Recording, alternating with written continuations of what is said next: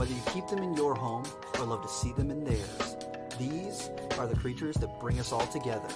Reptiles. We're going to be delving into the experiences of reptile lovers from around the block and around the world. This is the Reptile Talk Podcast.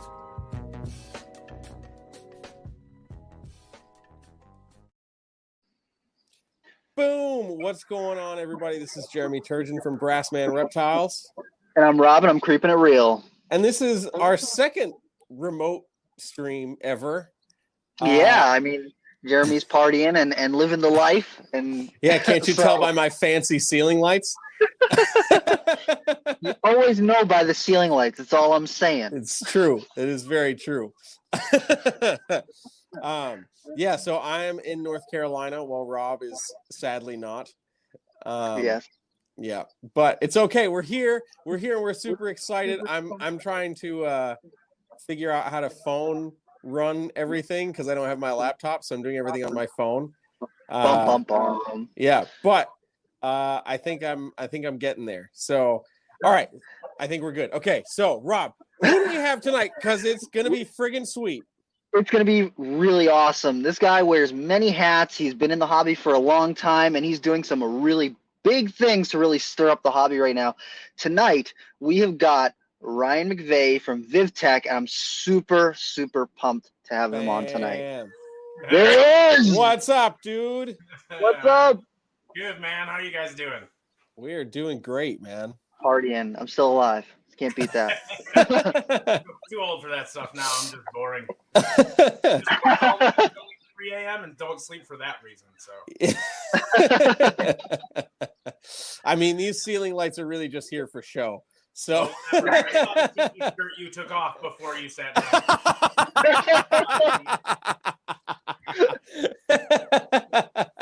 Amazing. So dude, how's it going? I know that right now you're doing some big work. Like even as you're doing this right now, you got work stuff going on. So yeah. Vivtech is just in you're just starting to show off what's going on. So, and I'm super pumped. I listened to a couple of the other podcasts that you and Erica have done, just trying to get a feel for what's going on. So for people who might not know who you are, maybe a quick synopsis of what you're kind of built up to now, and then what you're doing right now. Yeah. So let's see. We want to do an hour and a half podcast. That's one question. That's the only question. Perfect. No, I've been in the hobby for a long time. I was every little kid running around catching toads and garter snakes and all that stuff. And when I got into college, I actually went to school for architectural engineering, and then worked at a pet store, Hoffer's Tropic Life Pets in Milwaukee, Wisconsin. It was gigantic. Like we had an alligator pit and a tortoise pit. It was super cool. And I worked there, and that's where I actually found the hobby and the hobbyists. And that was in 2007, 2008, so around then. So I had always kept reptiles. I'd always kept and done a lot of stuff with them. But until then, I'd never really seen. I lived in a tiny little town of 300 people in the middle of nowhere. The reptiles I had were the ones I caught in my backyard. You know, like I said, garter snakes, decays, tiger salamanders, whatever. So that kind of was my thing. And then I got into the hobby that way. And then I started doing education through that store and doing outreach and stuff. And then I really, really fell in love with that. Kind of found that my passion for reptiles it's more of a passion to educate other people and get them excited about reptiles than I am for the reptiles themselves almost anymore. I still love them, they're still everywhere around me, but that's something that always gets me excited is going out and doing education. And that's why after school I graduated, I moved to Madison. I started the Madison Area Herpetological Society in 2010, and that's grown into 3 different branches in the state of Wisconsin and still growing. Even through COVID, we're still growing. That's awesome.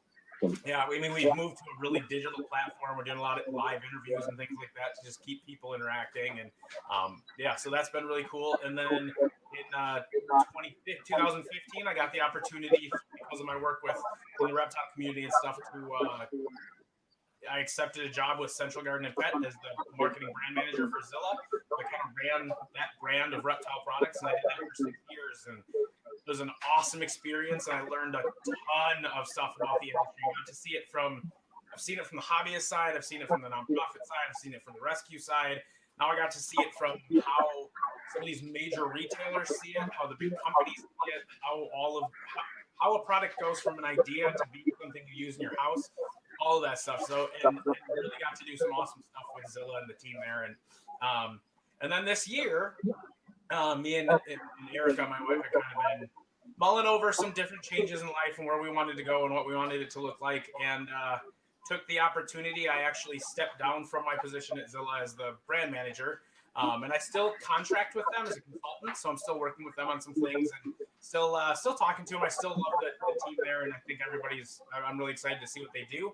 But for me, this was kind of a way to step away and do something else. And all the major retailers, like the major pet companies, the product companies, Zoo Med, Exoterra, Zilla, they're really aimed at that entry level, and they have to be because like there's the higher up the level you get in experience, the smaller the group gets. So if you look at people who are focusing just on breeders, that's a big group of people when you're talking like a rack built. Like if I built racks here outside of Chicago, like that would be good for me in the Midwest. I would be able to cover, I could sell there. I'm not going to sell 40,000 racks versus 40,000 aquariums and things like that. So the benefit of those companies need to do those products that are in those stores to keep the volume they need in order to make it worth it for them to exist and to be able to do what they do. And that's why you don't see Zoo Med and like Exoterra, Zilla, whatever, making racks or making crazy heat tape or anything like that. Is they don't have a place to go with it, and they don't have a really good way to access those people. Because once you get to that intermediate experience level, you kind of don't go to pet stores that much anymore. You don't. I mean, you're at shows, you're looking online, you're buying from other people, you're kind of figuring things out, and then you're not as much hitting up a Petco or PetSmart or whatever, unless you're there for something else and you happen to grab something, So and that's where there's a huge group of us that just kind of, we might know a good store we go to and get our thing once in a while, or we buy our stuff online and we kind of, mix it up. But there's not ever really anybody that's really focused on that group. And that's kind of what we decided we wanted to do, was we wanted to bring a lot of really cool technology to the hobby and get it into people's hands, like into the advanced keepers, the breeders, the intermediate keepers. And it's all stuff that an entry-level person, if they're excited and they want to look into it, absolutely can do. But the intermediate and the expert keepers are going to get more excited about it. They're going to put more behind the technology. They're going to get more excited about the technology. And we're all tinkerers, so this is a big thing for us. And then kind of let all the knowledge of what me and Erica and the people working with us have, put that into the products to make everybody successful, but they don't have to know why. And I think that's one of the big things that's a big point for us is there's this mentality that we all get frustrated. That, mom took her kid to Petco, they got a leopard gecko, they got a kid, they literally read nothing, they go home and it dies. And we all get frustrated and we all complain about everybody needs to educate themselves more. They need to do more research. Anybody seeing that changing because we keep yelling it louder? Nothing's happening. No. It's not. But the thing is, we're looking at it wrong. So we're looking at it like these people should know better. But dude, if you don't know anything about cars and you go to AutoZone and you say, hey, like, I just need a thing, you expect that whatever they give you is all you need. Then you get home and realize you also need to know how to install it and what to do with it, and you have no clue, and you're over your head and all that stuff. And that's where people get lost. They get scared in the hobby. They walk away. Or they just go home thinking what they got is all they need. But they don't understand the components that were put into those kits and why they were put in those kits. So sand for a leopard gecko, not a problem if it has a good humid hide and ingredients and all that other stuff. So even a bearded dragon, same thing, not a problem if it's getting hydration and good nutrition and all the other. So there's all of these components that aren't in there that they don't think about. So they go in, they kind of go in thinking they're getting everything they needed, and they're missing massive portions of what they need, and they're failing. And what I'd like to see happen is you go in and you buy a box that has everything you need, and it's been created knowing that you're not going to go become some herp nerd. You're not. These people expect that everything they need to know is in that box. So it's about time we start looking at it like, how can we get everything they need to know into that box without them having to know it? And that's kind of what we want to do with a lot of these products, is put all of that knowledge that we all have in the industry, all have in the hobby, and put it into these products so that anybody can be successful with them. But they don't exactly have to know the specifics on the wavelengths of the bulbs and why it does what it does and how it does what it does. They just need to know, you need this, go put it in there, and that's what you need. Yeah. So that's awesome. That kind of seeing the world, seeing everything like that, and starting to look at the hobby a little differently is kind of where, we decided to step up and created Vivtech this year. And Vivtech is our reptile products company. We're looking at different technologies that exist in different parts of home improvement or other places and manufacturers around the world, and just kind of seeing what cool stuff exists out there that we could kind of tweak and to make better for reptile keepers or use for reptile keepers. And then the other part of it is, because we're going to sell online through our website and then direct to independent retailers, we're able to keep our costs way lower than everyone else, because we aren't going through multiple step distribution. We're not going through Petco PetSmart's distribution and then these major retailers and their incredible margin requirements that they think they need. And we're able to be a lot more friendly with the pricing of this new technology by being able to go direct to people.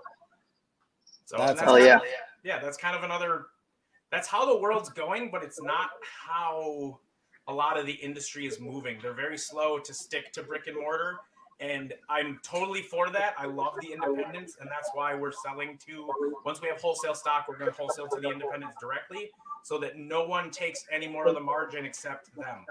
So that way we can go right to them. They can make the most margin. And I want to work on the other things we're doing with this company, is things like trying to help get the right information to the stores so that they can have better information for their customers, and getting it to the point where we can get these things in the hands of breeders, but also give them the knowledge they need in order to be the resource for other people, and start to bring back that mom and pop pet store being that place we all hung out at when we were kids and learned, instead of now just this mentality of pet stores and things. Just, it doesn't have the depth it had. Being a breeder and being the person that cared for and bred these animals, people get this puppy mill idea out of breeders, and this whole stigma about breeding and reptile community and the industry and the toxic and blah blah blah, and it's clouded with so much dirt that we just want to help use this to clean it up too, and bring back the good name of people doing it the right way, and help people improve to do it even better too. Because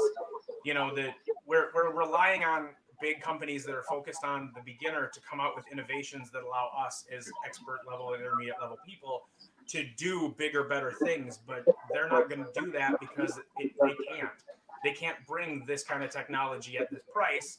So they price themselves out of being able to do anything, and then no one's there to pick up the slack. So hopefully this is an opportunity for really the hobby to take a big step forward and start giving a lot of opportunities for us to have some really cool technology to move our hobby forward and move our husbandry phenomenally forward, because husbandry needs to be about 20 years ahead of where we're at. Yeah. The other day we were talking to Ozzy from Ozzy Boy, and he was just mentioning how the hobby has got so much room for growth. And he was kind of talking about as far as the breeding side of things and the way that people are keeping animals.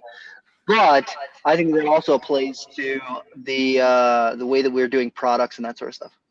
Yeah, and it's 100% so the 3 pillars for Vivtech, just because it's me and Erica, is innovation.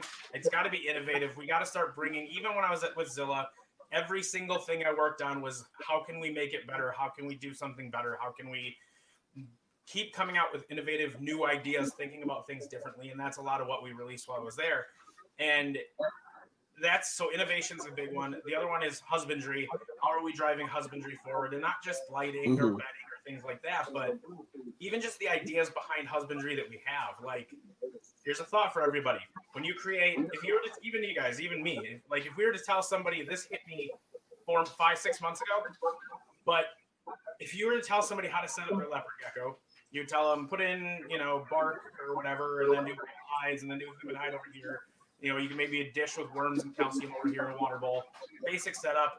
That's what we tell them. But if you think about it, a leopard gecko spends 90% of its time underground in a burrow because it's too hot out or it's hiding. And then it comes out for 10% of its day to find food, to bask, to whatever. So we create a 20-long tank full of sticks and hides and all this stuff. And the human hide, which is really its den, is this big in the corner. So 90% of where the animal spends its time is 10% of the cage. And 10% of where it spends its time is 90% of the cage. And that makes no sense to me. So just trying to bring some new aspects to that, as well as is keeping those ideas and trying to come up with husbandry tools and decor pieces and things that allow us to actually create a habitat like that. That's awesome. I think that's perfect. Like that's exactly the way you need to go about it. But I think I want to circle back to something that you said before, where like, you know, we're consistently getting more and more aggravated saying, well, these people should be researching and know what it is. And you're right, nobody's really taken the time to be like, okay, but what can we do to make things more accessible to those first-time keepers? And I think that's such a massive niche that has needed to be filled for many years. So I think the stuff that you guys are going to be doing is just going to take right off, because you're going to fill such a big void that we just like to bitch about, but not do anything about. And that's kind of the thing, man. Like, dude, we've been in the same boat. Like, I don't know of a time where I've sat around with a bunch of guys like you guys or whatever at a show and just sat around with some breeders and friends that have been in it for years and not just gone, what the hell? How do we fix this? How do we do something? And everybody hates it, and it's the same thing everybody talks about. But then at the end of the day, we're like, I don't know, we're just going to have to cross our fingers and hope. And I'm like, that's me and Eric are sick of it. We're sick of hoping that things are going to change, and it's time for somebody to step up and do it. So there was no herp society in Wisconsin, so I stepped up and did it. There was no rescue in the Midwest for reptiles, so Eric stepped up and did it. And for this, we're just going to step up and do it. That's what we do. But the other thing, too, is, like, it's not even just that. Like, the whole idea of starting this business, like, oh, we could be making all this money. Like, I don't really care. Honestly, I doubt I will end up even paying myself in the next 5 years. Like, Erica got a good job, so now I don't need to pay myself. I can live off it. Like, that's what's that. Whatever. I'll be your she's the whatever. This beer, come on, bro. Well, like, so yeah, she's the sugar mama. So I'm like, but it's not bad at all. Like, honestly, the financial aspect of this has never even been part of our conversation. It's all about, like, how can we make the hobby better? How can we use this to Erica? One of Erica's big things is to stop gatekeeping, where people are like, the fact that I have to, the way I explain UV, you guys say you listen to some of the other podcasts, and when I'm explaining UV, how many people are just blown away by what UV does? I read this in papers from 1940. Like, how is it that new? And it's that new because people aren't talking about it. You get a lot of the old time herpers who are like, they don't need it. We bred them without it. If you got anything, you throw a tube on it, it'll be fine, whatever. You know, you get this mentality, so people never dig into it. And now one of the biggest and most important parts of keeping reptiles in captivity is something that most people don't think they need. And that's crazy. It's just because of the way people act and the gatekeeping, or like you get people who you see a guy that hatches out like Bolins or something. And then you're like, dude, here's this group of people who are all trying to do that. What did you do? And they're like, it's my secret because I did. I'm like, if you get hit by a bus tomorrow, you did nothing. You were no one and you did nothing. So true. That's it, man. Like, I tell people all the time, the only reason that I have this much reptile knowledge is so that I can spread it to other people, because it doesn't do me any good to sit in my head. Yep. I'm just saying, man. But yeah, I mean, so like it's the community, it's building this, it's getting more education out there, changing the minds of people. But on top of it, and especially just because like this is something important to me and Erica,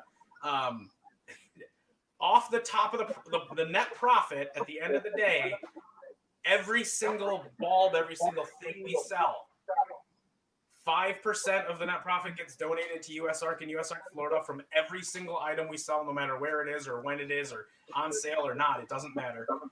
And then another 5% is being split between a list of conservation, in situ wildlife conservation organizations.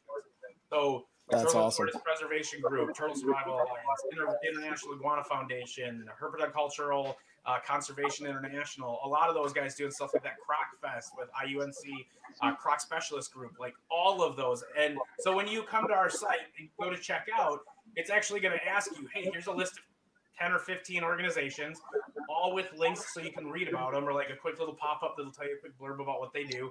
And then you can click which one you want your product's donation to go to. And then the website will track all that, and then quarterly we'll cut checks for all those organizations. That's awesome. That's huge. That's really cool. Like I said, it's all about getting everybody back together. Like, well, how is it that me as a reptile keeper doesn't get along with this other guy who's a zoo guy, who doesn't get along with this other guy who's a veterinarian, who doesn't get along with this other guy that's a biologist? Like, we're all reptile nerds, all of us, every single one of us. And there's no reason that all of that crap has to happen. And the amount of power and knowledge, not even just the power to move people and be able to do big things with the industry would be great. But just imagine the amount of knowledge that could start flowing if all of those minds actually just started talking. Like, that's unreal. So true. I mean, it's unreal where we can. Yeah, no, it's so true, man, and it's an interesting thing to talk about and think about, because I mean, I think about like back in the day when ball pythons were like the thing. Nobody talked about what they were breeding. Nobody talked about what they were putting together, because it was all like, you can't know how I'm going to make all of my money next year, you know. And now it's you got the guys who are crushing it out there, like Ozzy and Justin, who are like, yeah, this is what I made, and here's how I made it, and I'm going to sell everything out. You know, so you guys can do the same thing.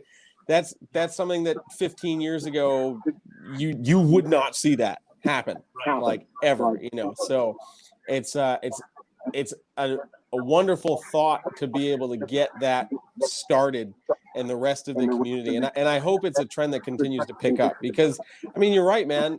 Regardless of what facet of the industry you're in, we're all reptile lovers. We're all these weirdos that, you know, have lizards and snakes and shit in our house, you know. Like, you know, this is cool for us. This isn't normal to other people. Yeah, exactly. And we're all this kind of normal, which is like normal. Yeah. But like, yeah, no, and there's just so many opportunities there. So that's what we're trying to work on too, is ways to improve the community, improve husbandry, give the reptile community a better name, give back to conservation, because I don't care who you are. You can't say, it's like when we post those memes, like, you can't say you love animals if you don't love the scaly ones. You can't say you love reptiles if you don't give a crap about the ones in the wild. Like, that's the way I look at it. And at some point, I want to still go see that crap. So I'd like it if we all paid a little more attention and saved it, so I can go see it. Yeah. You know? Like, I want to go to Savu Island and see Savu pythons. I want to go catch super pythons in Lesser Sunda. You know, I before COVID hit, me and Erica were planning to, this last November to go to the Solomon Islands and just sit in the jungle and watch spinulosus. I'm like, I just want to sit there with a notebook and just watch them. That's all I want to do. I don't care if I have to be and it's 110 degrees. I just want to watch them. And I'm going to find out 8 bug crap. Dog hole. Like, but I want to go see what are they doing with their day? How are they spending it so that I can recreate this better? So that I can take measurements when I'm there. I can look at the dirt and how are they you know, everybody thought they're tree monitors. They're not at all. They're actually huge burrowers. So it's just, there's so much bad information, because especially when we go and we're like, all right, this is a cool new reptile. I found a picture of where it's from. And from the picture, there's trees and leaves. So I'm going to make it a tree leaf home. That's not, no, it lives in a crack this big in that rock, in the background. And then it goes from the top of the rock to bask. Then it goes to the side of the rock and eats a bug. It sees something and goes under the rock. Like, those habitats are violently different than the one you are looking at in this giant picture. You know? Yeah, dude. And I think that one of the things that people don't really take into consideration is just those like small tweaks that you can make that can make this huge difference and like shift in how we do things. Because when you're mentioning how you want to take, was a percentage of your profits and donate it to conservation, it's little things like that can really set the precedent. Like Ship Your Reptiles made it so that when you're checking out, they've got that automatically checked $1 extra. You're not going to notice that extra dollar is going straight to USARK to help save your rights to keep reptiles. And most people, they would say, oh, yeah, I love USARK. I want to support them, blah, blah, blah. But at the end of the day, they're maybe not donating, or they're not thinking to donate, or they let their membership expire or something like that. But just that one little dollar, they've generated so much extra money for USARK just from that little bit that people don't even take into consideration. And when you talk about, take a little bit of that profit that you're making and already designate it for that purpose, it can make this huge change in bettering not just like the products and the way that people keep things, but also the animals' conservation in the wild and these organizations that need our support going forward to help save a lot of these species that we love. Because a lot of people don't think about that sort of stuff. Like crested geckos are huge, and if people were not breeding them or whatever, they'd be gone. Like a lot of that stuff would just be gone. And it's going to happen to species that people care about right now, but they're not thinking about that. They're just thinking, oh, I want to get one of these things, or, oh, it's going to get shut down for export. It's like, how about we save where they come from so that there's not this like looming probability that extinction is coming and people are causing it. Or the shut off. Like the quota just goes to zero. And guess what? Zero, and that's it. Yep. And then we're done. Yeah, and it's half crazy. that stuff comes, dude. Electric blue day geckos. That has got to be the poster child for everybody, including myself. Going, that's the coolest thing I've ever seen. But they're $20. I'll grab some after I get this stuff organized, or I'm doing these other projects, and then they just shut off. It's like now they're 400. What? Yeah. Crap. And then there weren't many in captivity, and only certain people were working with them, and they just. Like, that was a huge nightmare. Paradora androensis, same thing. Dude, those used to be, again, $10 gecko wholesale. And then they just disappeared, and they were $200 a piece, and everybody's like, Jesus, even all the Europlatus, I mean, it's happening all the time. So, like, Yep. That's the other thing, too. Like, so our pillars, again, like, innovation, husbandry, and conservation. But conservation is not just wildlife conservation. It's conservation of our hobby. Conservation of the species that exist available within our hobby. Conservation of wildlife, so and conservation of energy, things like trying to be as green as we can. It's an overall attempt to be better when it comes to all of those pieces and to conserve all of those pieces of things that are important to us. Because that's the other thing. Like, I know everybody's waiting for somebody to fix the hobby, and everybody's waiting for someone to make the next cool thing. Everybody's also waiting for everybody to stop, like, to fix everything when it comes to all the fighting and all the USARK and all the fights. Like, guys, you got to do something. Everybody has to do something, but it doesn't have to be a lot. And that's why we kind of built this into the foundation of the business.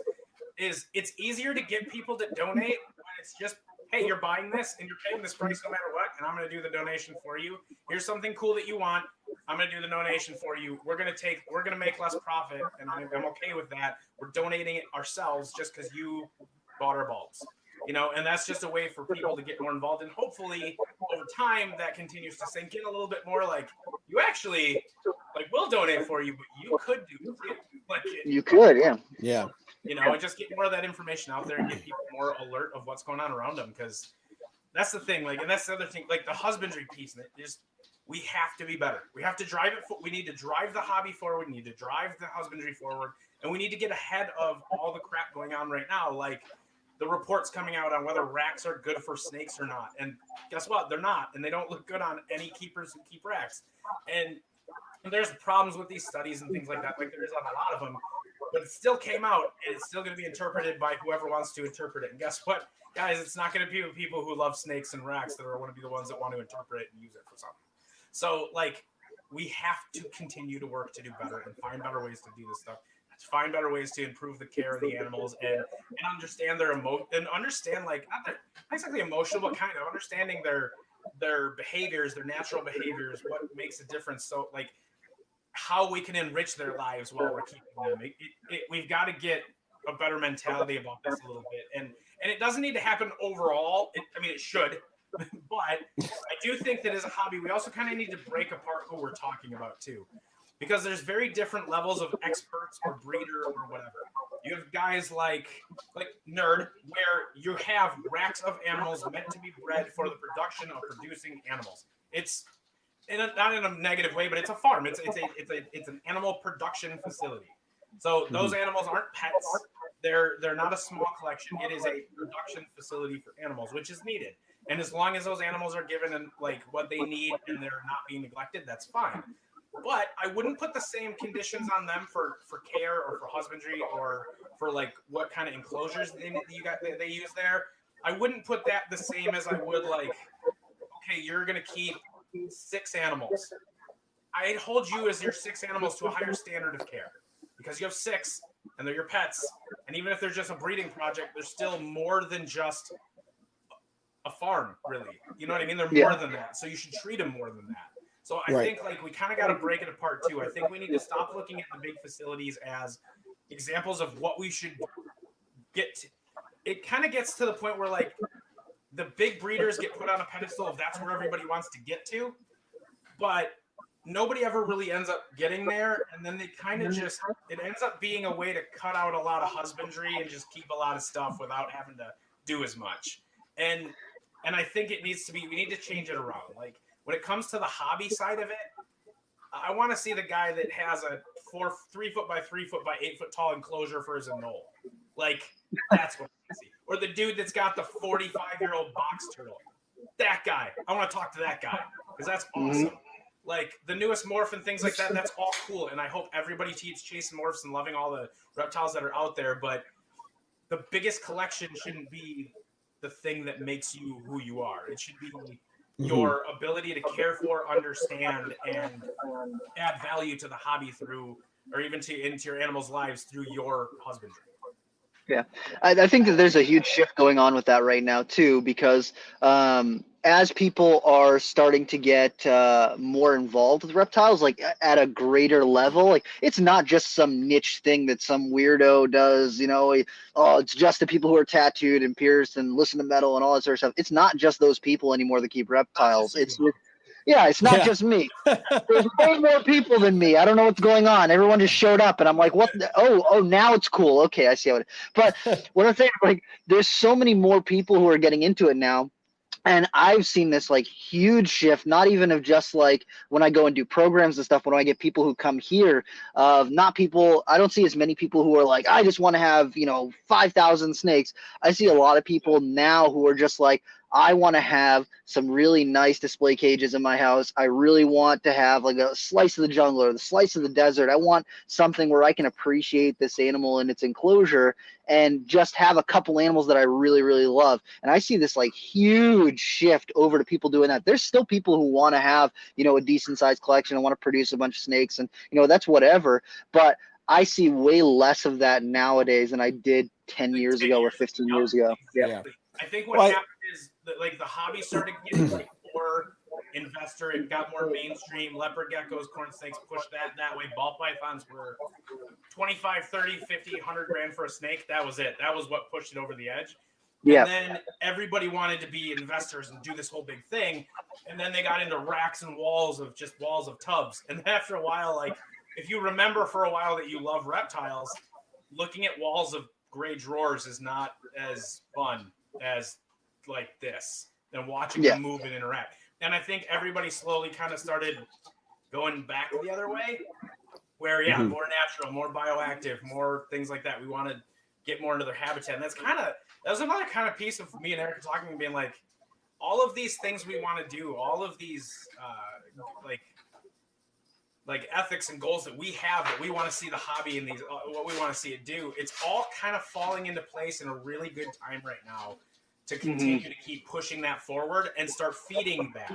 So like we'll talk about some of the products, but like there's additional extra UVA in some of our bulbs because it increases serotonin development in their brains and their natural behaviors and things like that. Like we're thinking about that stuff, not just here's a bulb you need, but here's here's some extra pieces. Your animal's going to live better, and here's why. And I think we're at a point now where people are more receptive to that, because we've actually, even through our social media, had people put, I can't wait to get this for my snake. And it's like, dude, 10 years ago, I couldn't have put a gun to your head and made you get a UV bulb for your snake. Like, yeah, for real. Literal studies that were still done at that time still wouldn't have happened. But Yeah. now I think people are more open to it. And I think that now is the time to really start feeding that niche and feeding that excitement with a direction. Because right now I think there's a big push for that, but everybody's kind of like, I see more people building their own enclosures, which is awesome. But again, we're getting to a point where everything's kind of all over and we're starting to have to make our own stuff. And that to me just says that it's time for something better. Yeah.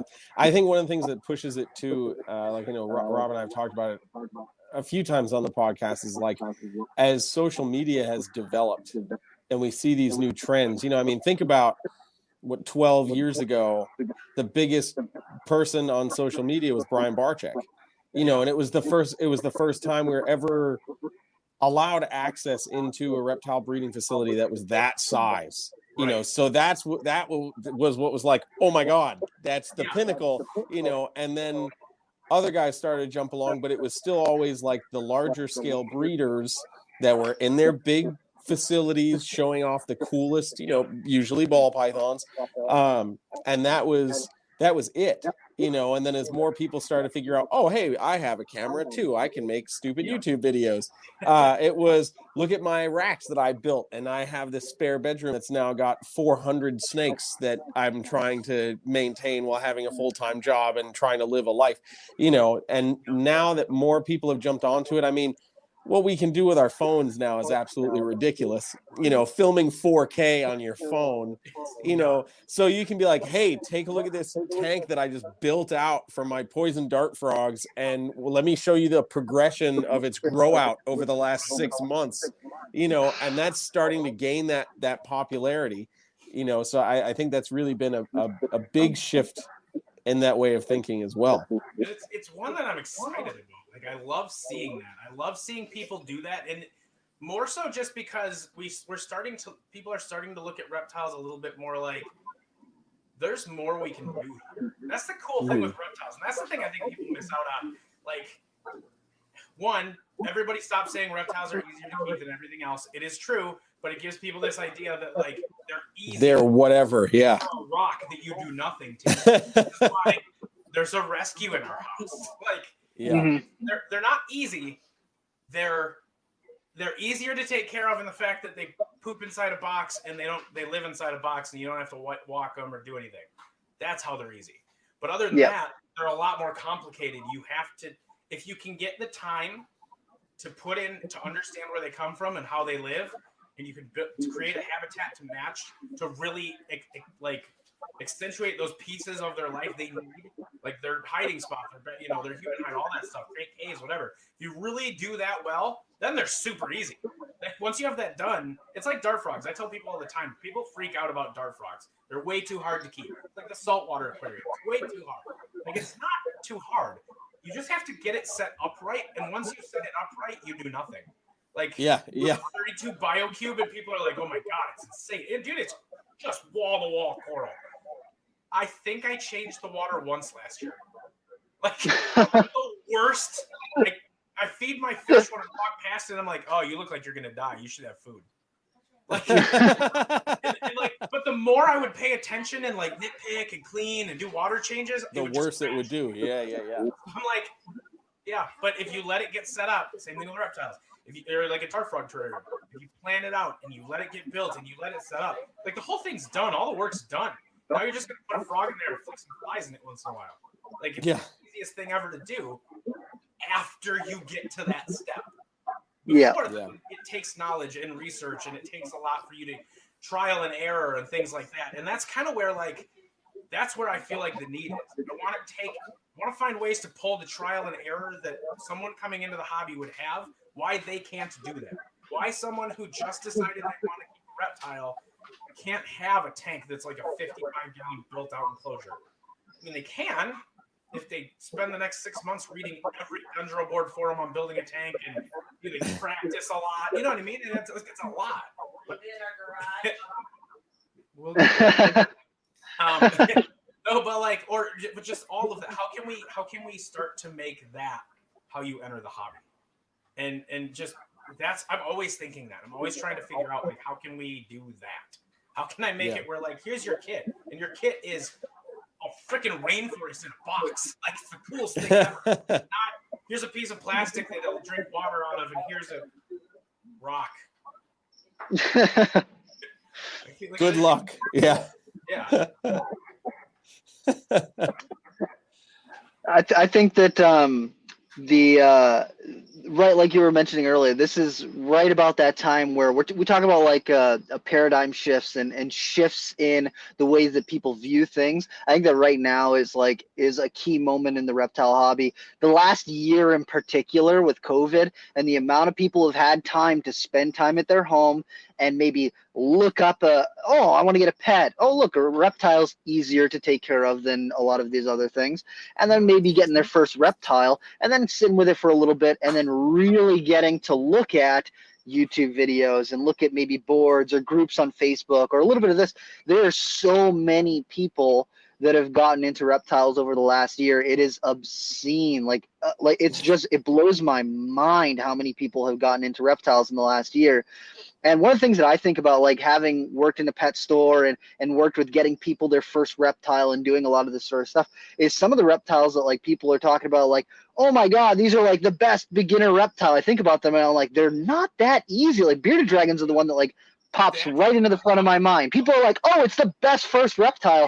And you're I'm like, no. There are so much work, man. There's so much work. If you are not prepared to really devote some time and space and research into setting that animal up, and money, exactly.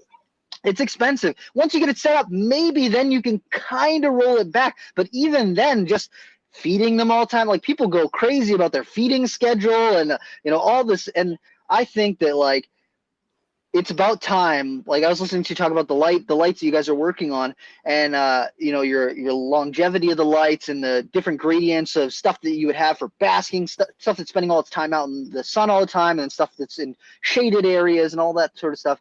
And I think that can really help out those people who are wanting to get that first reptile. Maybe they got pushed into something they're not quite ready for, but just cutting that one little thing out and having a little bit of that more information that you can get from your products, I think that that's going to be huge.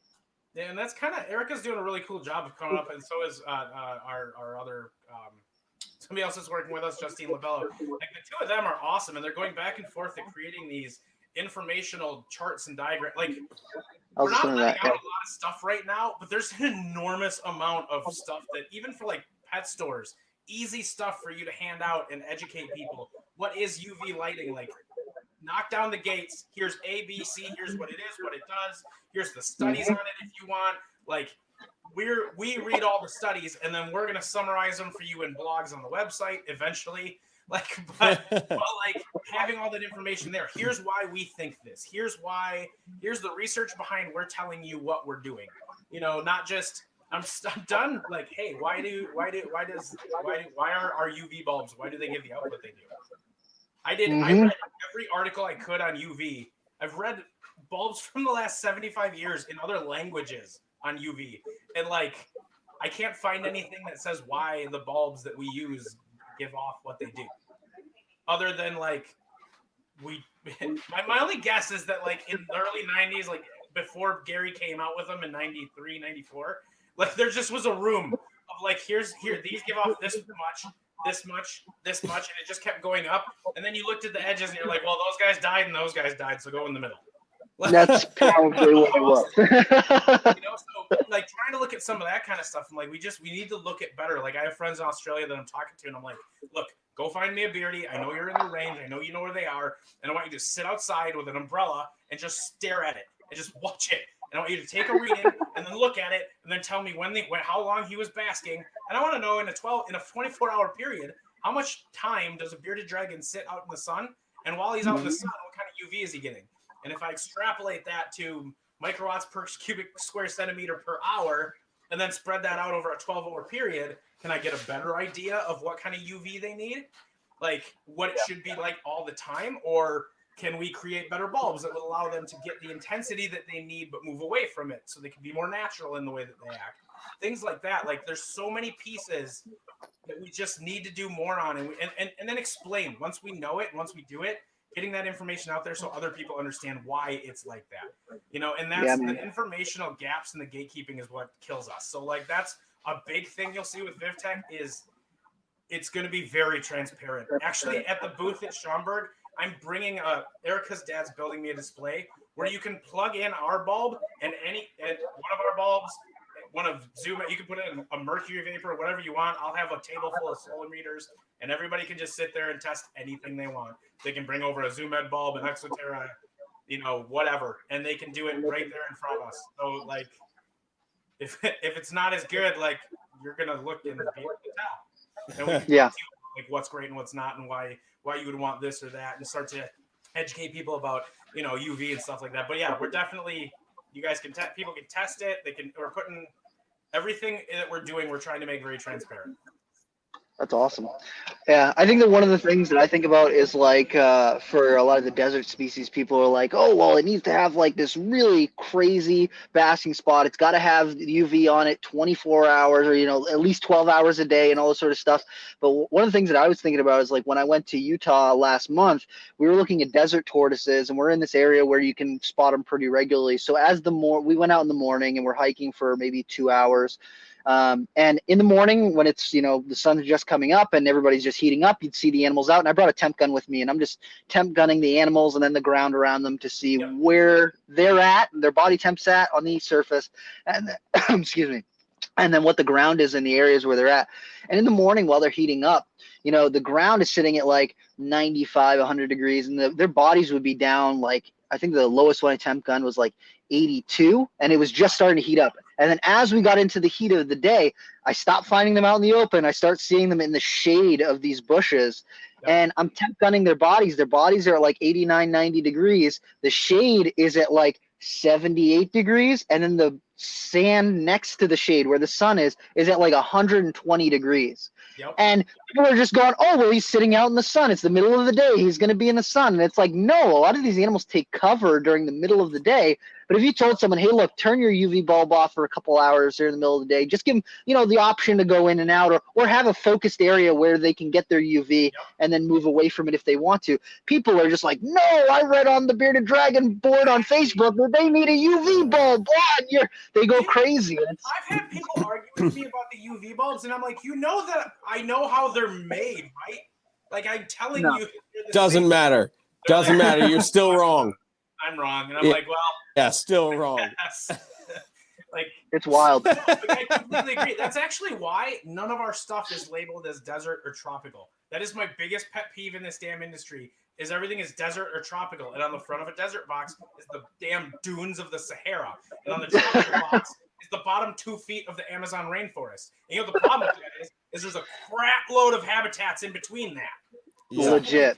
So we're just like, hey, this is for one of the 500,000 animals that live in the desert, because there's like 4 reptiles that live on sand dunes.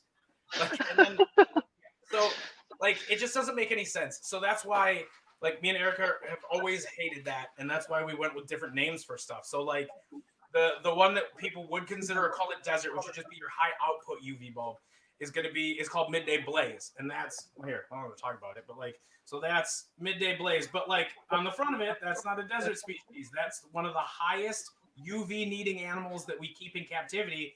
Cyclura. Cyclura don't live in the desert. They live on white sand beaches in the Caribbean at the equator on white reflective sand. They take more UV beating than any other animal, but they don't live in the desert. So I'm sick of calling it a desert. So that's your midday basking animals, the animals that sit out on a rock in the sun at noon, in the middle of the day at 2 o'clock, and just cook. Your Uromastics, your Cyclura, bearded dragons, even like collared lizards and stuff like that, all the time in the heat. And then, so there's a bunch of animals like that. And then the second one is jungle cover. And that's going to be for any animal that would see cover. Anything, whether it be leaf cover from a forest, whether it be jungle animals, tropical kind of species, or whether it be like the grasslands of Kansas and a box turtle.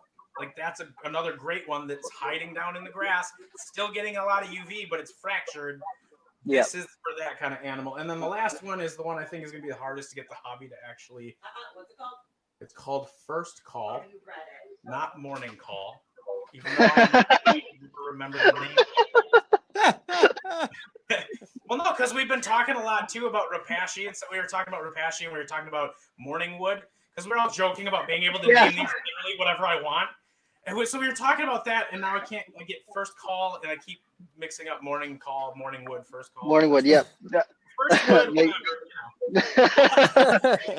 That's a big move. I'm just saying, you go with that one. That's a big move. That's a power move. It's true. Yeah, no kidding. Let's call the high bulb like 8-pound dong and just smack it on the table. What? If you want to break this, we're mixing it up here. That's man. That's a strong no from the PR department. Yeah, you heard that? Yeah. That is one of the most iconic sounds in herpetoculture is my wife screaming my name at a high pitch. That's what they're going to be. I'm going to be remembered for one day. They're going to be like, did you hear that clip of Erica going, Ryan? Ryan in the background, NARBC. Yep. It's going to be in every Sounds of the Rainforest CD put out from now on. As you're laying down, getting comfortable. Ryan! Oh my God. Real life. I get it. I know who I am. No, but the last one here is First Call. That one's gonna, I think, be our hardest sell, but it's low UV output. It's got double the UVA output as the high end midday blaze one, and it's got double the plant lights. So more for planted tanks for frogs, amphibians, a lot of the crepuscular species, geckos, things like that. It's really low output UVB, but it's such a nice focused spot. They can easily get away from it and get closer to it. They can regulate with it. And that's one thing too, I don't think most people realize is a lot of lizards, any lizard you see that has that little spot on the top of their head, the parietal eye, for anyone that doesn't know, there's an actual eyeball on the top of their head. It just doesn't have a lens, so it can't focus, but there's a cornea and an eyeball on the top of their brain, and it sees the light coming through that parietal eye in that clear scale. So they actually can regulate their UVA and UVB using that. And that's something that we didn't know. We used to think that was for predation. So if a hawk flew over in the shadow, they'd know. They've proven that that's not because of that, and they actually use that and use UVA to actually find basking spots. They actually don't use heat to find basking spots. They use UV. So that's something super cool. And these have a lot of UV because a lot of UVA and things like that, because that has a lot to do with how these animals see their environment and react to it. Not having UV on an animal's enclosure is like making them permanently colorblind. That's wild. That's so crazy. Yeah, so I mean, that's what some of these we were trying to do with the different levels, give a lot of opportunities for different animals. But the LEDs, I've been wishing and hoping that these existed for 6, 8 years, no, probably 12 years. And I've watched them. And UVB diodes have been insanely expensive for a very long time.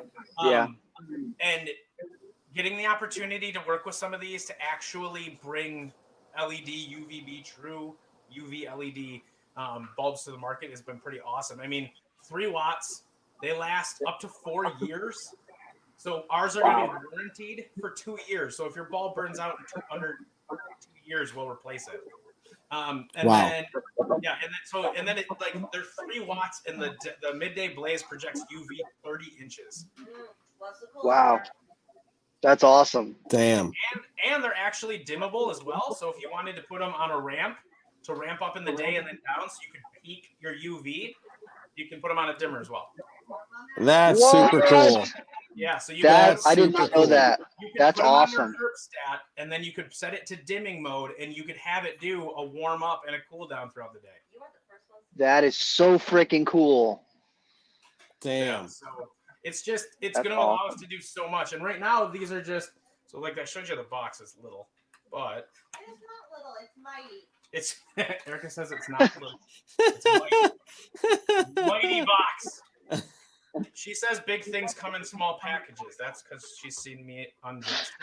I wasn't gonna go there. Whatever. I can say those things because I know it's a lie, so it's not a big deal. But no, so those three gold ones in the center, that's your UVB. The yellow one you see is your 6500K plant light, and then on the other side is UVA. Wow. So that's it. And this is where am I at? That big. Wow. That is crazy.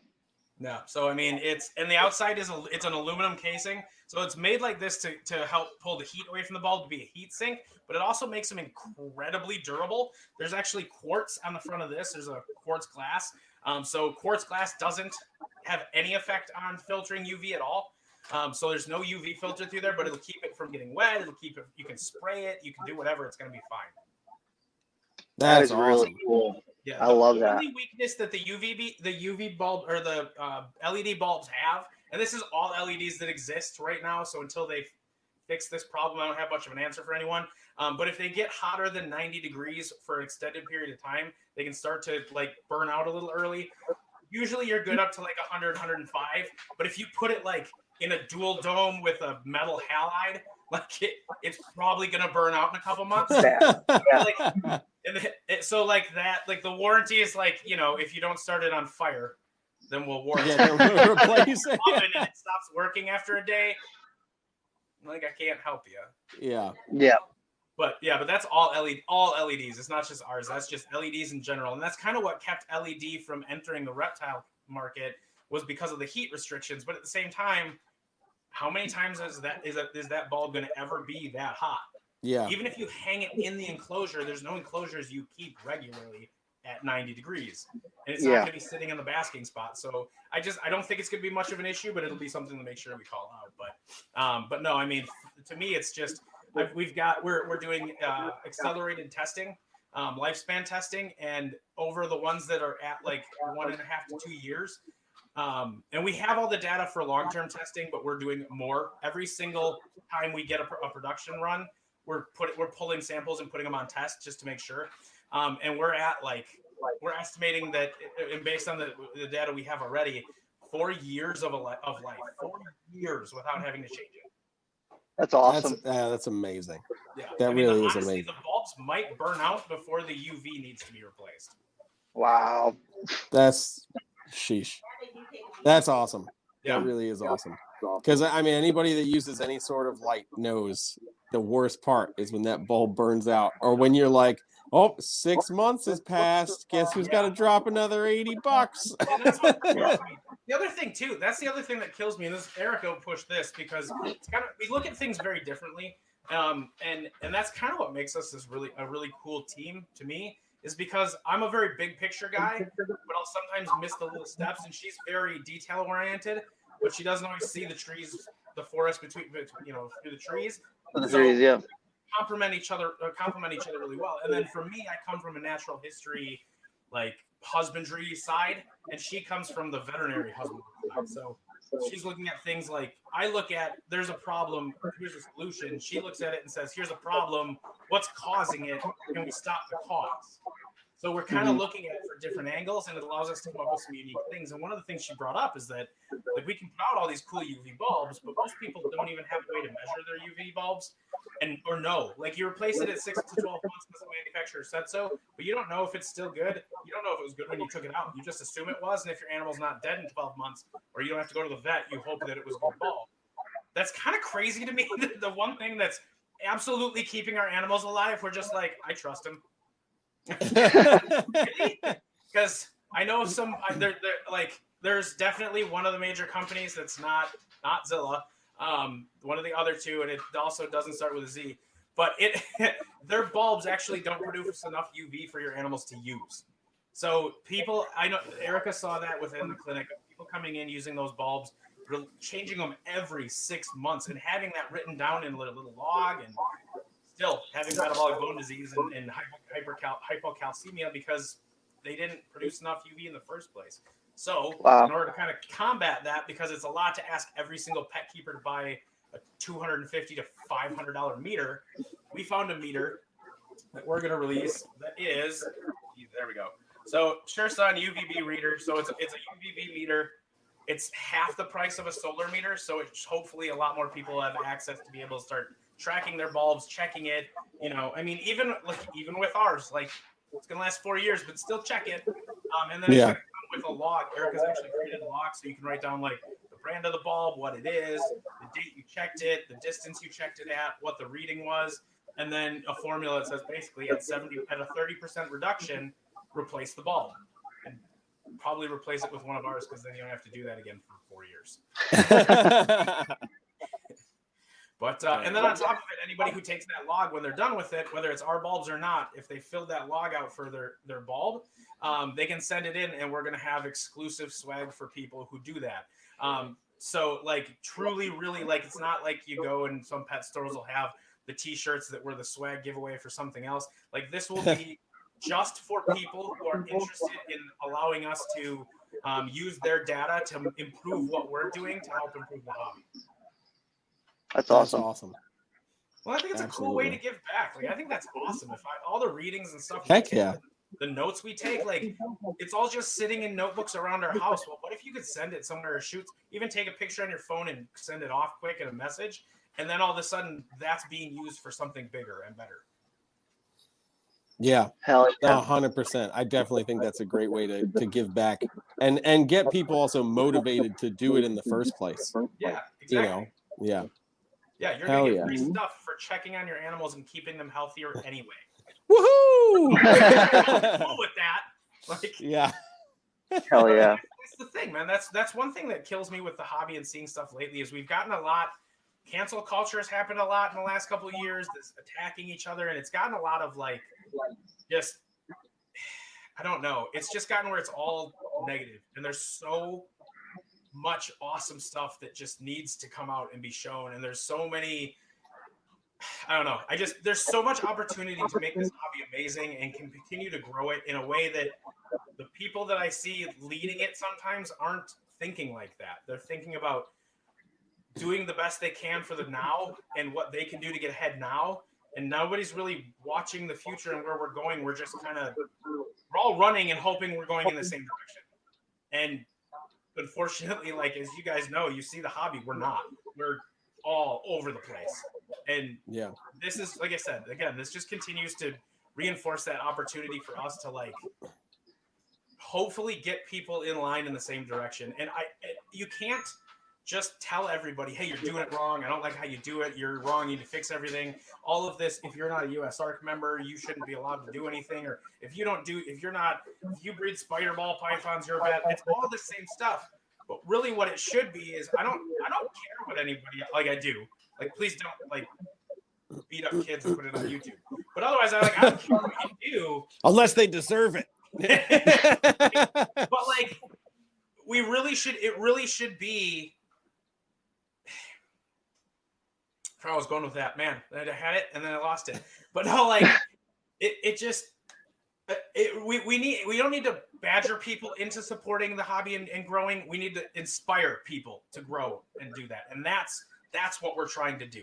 That's another bigger piece of like just all of this is if we do better and we provide the technology and the equipment to help everybody else reach the goals to be better that they want, then we can influence people to move forward and get them to where they're excited to get their become.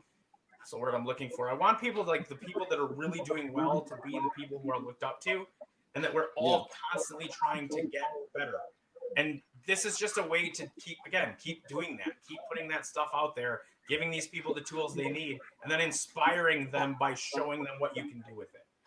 Like, I can't badger somebody to do better. I'm never gonna get a Facebook group and argue someone into doing better with their animal.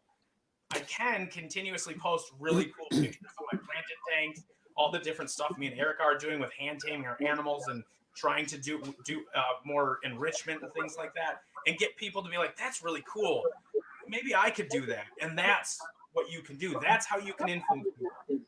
You be a leader and you influence people by by showing them something that they want to achieve, and then being the person that they want to follow to get there and giving them the information they need to follow in your footsteps and grow that way. You can't badger them into being better people. True. Yeah. Very, very true. That's awesome. Hell yeah, man. I'm excited to see where it goes. I'm super, super excited. I'm not gonna lie. I've been watching this as you've been dropping little, little things that you've been doing and listening to the different podcasts that you've been doing. I'm really excited. And then you're premiering stuff at Schaumburg, right? Yep. So at Schaumburg on the 19th is when we actually are going live with our website and with sales, and the company is. That's it. That's our debut. So I'm not at all freaking the hell out lately. I'm totally. But no, we're. I mean, that's why there's people at my kitchen counter putting stickers on things and checking, and they're measuring all the bulbs, and every single one that came in is getting measured and checked and verified that everything's within spec. And yeah, but we're premiering on the 19th. That's when we're launching is at NARBC in Schaumburg. And then we're going to launch the website on the 19th as well. But orders won't open up until whatever's left from Schaumburg on Monday morning. So whatever stock we're left with, which honestly might not be any, and I'm sorry if that's the case. But I mean, I'm not sorry. I'll be really happy that the first weekend we had went that well. Yeah. But at the same time, I'll still kind of feel bad. Everybody's got to wait for me to get more stock in. That'll come in a couple weeks, but the website will be updated very often. The Facebook, social media, all that stuff will be updated often. For anybody that does get to come to Schaumburg, a couple other things we're doing. We're giving away free snake bags. Yeah, like really nice ones, heavy. Like this is like the bag your girl's like Gucci purse comes in, like that really nice bag. And then Erica, so we wanted to do nicer bags. So we have this is Gen 1, and then I got them, and then I was like, we can make better ones. No, that's Gen 2. This is Gen 2. So Gen 3 is coming, and we're like, all right, we have a lot of bags coming. We're just going to give away Gen 2. And then when the other ones get here, we'll sell those. So, so we're just going to give them away. And they're just a cool, heavy-duty snake bag. And then Erica came up with something that I kind of think is cool. I wasn't on board at first, but I kind of can't argue it anymore.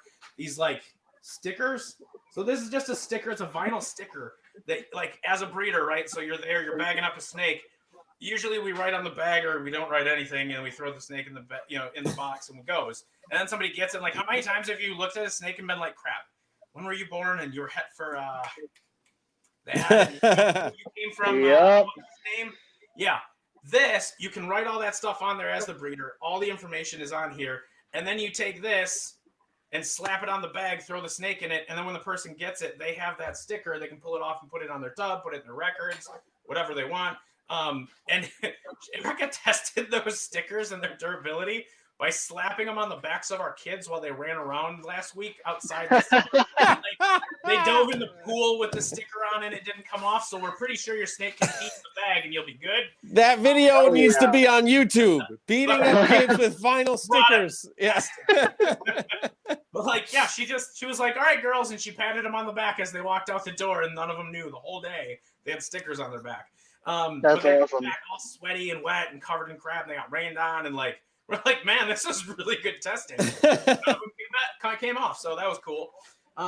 That's awesome. I love that. Anybody who shows up and buys a bulb, well, the first until supplies run out, which is the first 200 people, get one of these. So a friend of mine made these with us. They're propagation stations. So if you're keep live plants, you can cut off clippings of your favorite plant. You can grow them on your desk. And then when it's ready to go, you throw it in your tank, take a clipping off something else, stick it in the tube. Just something. That's cool. Just something cool. Maz's design? And it was done by Maz's Designs, which is another local woman-owned company. And I don't know if I said that, but Vivtech is actually owned by Erica. So this is a woman-owned business as well. Hey. Hell yeah. That's awesome. And that's a big thing. Like, misogyny in the hobby pisses me off more than almost anything. Because, like, some of the most intelligent, badass people in this hobby are women that most guys won't even look them in the eyes when they go to the booth. I've seen people walk past Tracy Barker to talk to Dave. Like, Dave doesn't know crap about his snakes. She does. Like, he just knows stuff about crap in the wild. Like, I love David Tracy, but I wouldn't. Tracy Barker talks. Everyone shut up and just watch. Just listen. Listen. Literally. Yeah. So like seeing that kind of crap just kills me. So Erica's even looking at like making shirts that say like I'm hot and I know my shit when it comes to reptiles, and then just being on the Vivtech shirt. And I'm like, you know what? Like the corporate side of me, like being in the corporate side for so long, I'm like, let's not do that. You know, like on a Cheerio cereal box, we're not going to do that. But on the other side, you know what? We're not going to mix up the hobby and change things if we let that crap just keep happening. Go to town. True. Do whatever you got to do. True. Yeah, You know, absolutely. Yeah, if one of our largest reptile expos can consistently have some idiot dressed up in a T-Rex blow up suit running around scaring the shit out of people. Yep. I'm like, man, yeah, that's what we need. But like, like I said, like there's so many badass women out there, and I hope that they get their time to shine. And it's not just girls that like crested geckos, you know, like. True.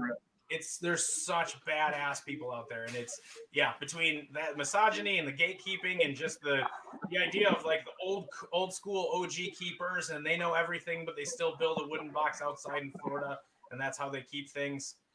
It's also, if you live in Florida and you say that you breed animals, but all your animals live outside in cages, you don't breed crap. You're a farmer. You don't breed shit. Yeah. If I breed alligators in my basement in Chicago, I'm God to you. If you do it literally in their habitat in Florida because you put a fence around the Everglades and then they crapped out the eggs in the pile they were going to anyway, and then you collected them because you happen to live there, you're not a breeder. You're just basically the same thing. You're doing the same farming they do in Indo. There's no different than the farms in Indo to doing that. Oh, that's great. Oh my God. That's fucking awesome. Sorry, that was my I'm not ready to hear about it yet. Oh my God, dude. That's crazy. I mean, totally. Like, if you're there, dude, your backyard is the perfect habitat. Use it. Hell yeah, use it. Yeah. Oh yeah. 100%. Don't go walking around swinging your energy like, hey, I bred this thing outside. Yeah. Literally, Look what I did. Of its habitat. Yeah. Like, that's not as impressive as if you did it in Canada. Like, that's impressive. Yeah. True. In Florida's that impressive. Sorry, guys. True. I love you all. That's great. I love it. I love the Daytona show because of the diversity down there. But I also do. Kick your ass out of it. Will not. But I do also. I love the diversity and how people can keep stuff and the cool crap down there. But I do also love it when people like. There's some modest people down there that are like, I just feed them. It's really easy. It's Florida. Yep. Like, and those guys, I'm like, yeah, absolutely. High five, dude. You're still doing something cool. You still have to know your stuff. You're fighting off raccoons to not eat your turtle eggs. Like, True. This isn't nothing. It's not easy. Yeah. But farming ain't easy, but it's Yeah. farming. But it's farming. Yeah, like you're not cycling a habitat to mimic an island in the South Pacific and it's a box this big because everywhere around you is negative 48. That's impressive. Like that, that's the guy you're like, all right, tell me more. Yeah. Yeah. Like, I keep iguanas outside in Florida. You mean like the wild ones that live outside in Florida? Yeah. That's cool. I like your cage and that looks like a healthy animal, but it's cooler if you did it in Duluth, Minnesota. Legit. Yeah. 100%. Okay. Well, dude, we're kind of winding down our time here. But we have one question that we ask everyone. It's like our closing question to kind of put it all to a head.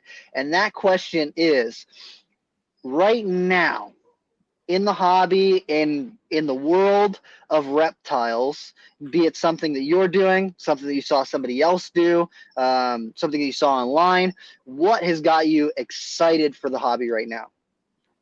That's a good question. Like, I'll be honest, and not to like toot our horn, but Vivtech is one of the bigger things that's got me excited, period. Even if it wasn't me doing this, I think the stuff we're doing is going to change the hobby. But outside of that, man, there's a lot of good stuff. I like what you were talking earlier. I like seeing the trend of people starting to see their animals as more than a collection and more of a collective of animals that you have.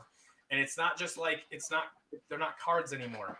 Now it's, like I said, the fact that we put up UV bulbs and I got anyone that mentioned ball pythons is insane to me.